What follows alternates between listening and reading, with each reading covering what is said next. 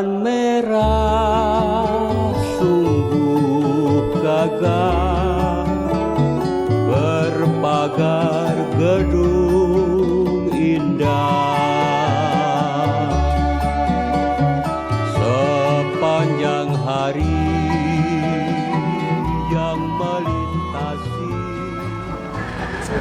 Jembatan merah sungguh gagah, berpagar gedung indah. Halo Rek, saat mendengar lagu tadi, mungkin kalian akan mengira itu hanya lagu tentang jembatan yang terbentang di atas Sungai Kalimas yang menghubungkan Jalan Raja Wali dan Jalan Kembang Jepun di kawasan Kota Lama Surabaya.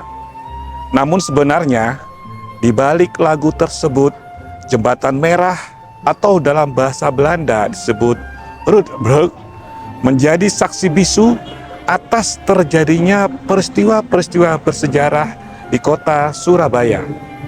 Setelah mulai memadamnya berbagai macam perang yang terjadi di tanah Jawa, pada akhirnya secara resmi sebagai pemimpin Mataram dari garis keturunan Amangkurat I, Pakubuwono II menyerahkan wilayah pesisir utara Jawa termasuk Surabaya kepada VOC pada bulan November tahun 1743 sebagai imbalan atas bantuan yang diberikan pada Mataram untuk memberantas setiap pemberontakan yang terjadi. Dan dengan adanya penyerahan ini, maka sejarah kolonialisme VOC resmi dimulai di Jawa Timur dengan menjadikan pusat komando perdagangan dan ekonominya di kota Surabaya. Sehingga pada abad ke-18, VOC merasa perlu membangun sebuah jembatan yang menghubungkan kawasan barat yang merupakan wilayah hunian orang Eropa dengan kawasan timur yang menjadi hunian orang Arab, Cina, dan Melayu. Maka dibangunlah sebuah jembatan yang saat itu diberi nama dalam bahasa Belanda Roodbrug, yang artinya rood itu merah dan brug jembatan. Nama ini diambil dari warna cat pagar pembatas jembatan ini yang dominan berwarna merah. Pada saat awal jembatan ini selesai dibangun, keadaannya masih dalam bentuk jembatan angkat yang menggunakan bahan kayu, di mana badan jembatan akan terangkat apabila ada perahu yang lewat dengan muatan kopi, gula, dan tembakau yang melintas di jalur transportasi pelabuhan Sungai Kalimas. Sekitar tahun 1880, Jembatan Merah mengalami perubahan konstruksi yang awalnya berbahan kayu diubah menjadi besi.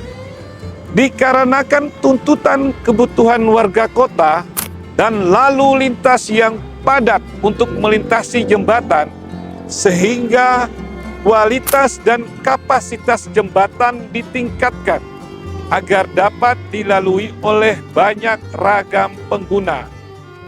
Pada masa pasca kemerdekaan, tepatnya tanggal 27 Oktober 1945, sekitar pukul 11 siang, tersebar pamflet ancaman yang dibuat oleh pasukan sekutu yang menyatakan bahwa seluruh rakyat Surabaya harus mengembalikan semua senjata hasil rampasan perang dari tentara Jepang.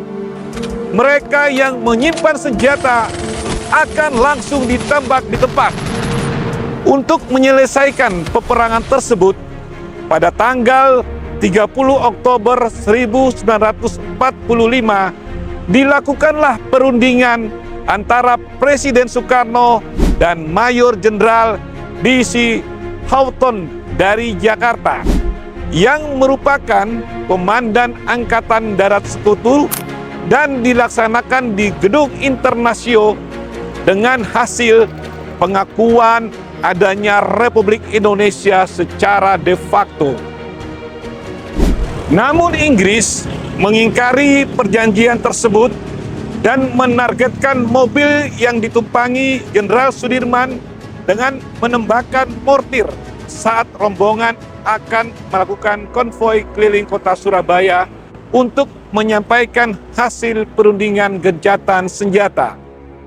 Sebelum serangan mortir itu terjadi, para pasukan Jenderal Sudirman telah mengantisipasi dengan terlebih dahulu memindahkan sang jenderal ke mobil lain dan dibawa menjauhi lokasi Gedung Internasio melewati Jembatan Merah menuju Jalan Kembang Jepun. Kemudian terjadi pertempuran sengit kembali di sekitar wilayah Jembatan Merah dan Gedung Internasio hingga malam hari yang mengakibatkan tewasnya Jenderal Albertine Walter Southern Malabi. Dan kematian Malabi membuat petinggi militer sekutu di Indonesia marah besar, yang kemudian menjadikan insiden ini sebagai awal dilakukannya pertempuran besar 10 November 1945 di kota Surabaya. Perlu kita pahami, keberadaan Jembatan Merah ini tidak hanya penting secara fungsional sebagai penghubung antara kawasan, tetapi juga sebagai monumen sejarah yang mengingatkan kita akan semangat perjuangan arek-arek Surabaya dalam mempertahankan kemerdekaan Indonesia. Saya Ridwan Mubarun, Sekretaris Dinas Perindustrian dan Tenaga Kerja Kota Surabaya, satukan tekad, Surabaya hebat.